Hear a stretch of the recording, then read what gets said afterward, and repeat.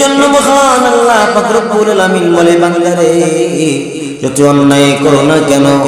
যতই ভুল পথে যাও না কেন তোমরা তওবা করো আল্লাহর কাছে মাফ চাও জীবনের গুনাহগুলো কথা বলো মহান আল্লাহকে আল্লাহ তোমাদের জীবনের গুনাহগুলো ক্ষমা করে দিবে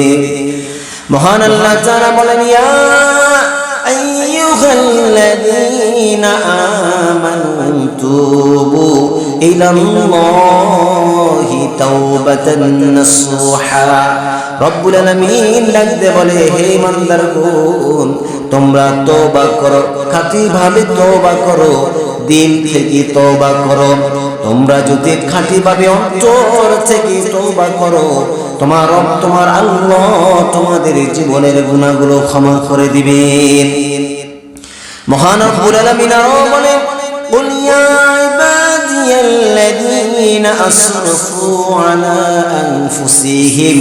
لا تقنطوا من رحمة الله إن الله يغفر الذنوب جميعا إنه هو الغفور الرحيم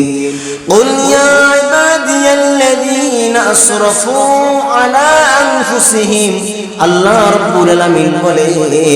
ও আমার বান্দারা তোমরা যারা নিজেদের নফসের সাথে অন্যায় করেছো জুলুম করেছো অত্যাচার করেছো ও আমার বান্দা তোমরা নিরাশ হও না তোমরা আমার কাছ থেকে দূরে চলে যেও না লা তাকনাতু মির রাহমাতিল্লাহ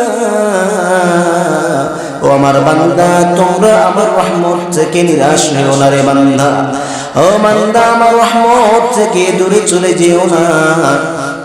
ইন্নাল্লাহা ইয়াগফিরু যুনুবা জামিআ মহান আল্লাহ তাআলা বলে অবশ্যই অবশ্যই তোমাদের পাপগুলো আল্লাহ পাক রব্বুল আলামিন ক্ষমা করে দিবেন অবশ্যই তোমাদের গুনাহগুলো তোমাদের অপরাধগুলো আল্লাহ পাক রব্বুল আলামিন ক্ষমা করে দিবে ইন্নাহু হুয়াল গফুরুর রহিম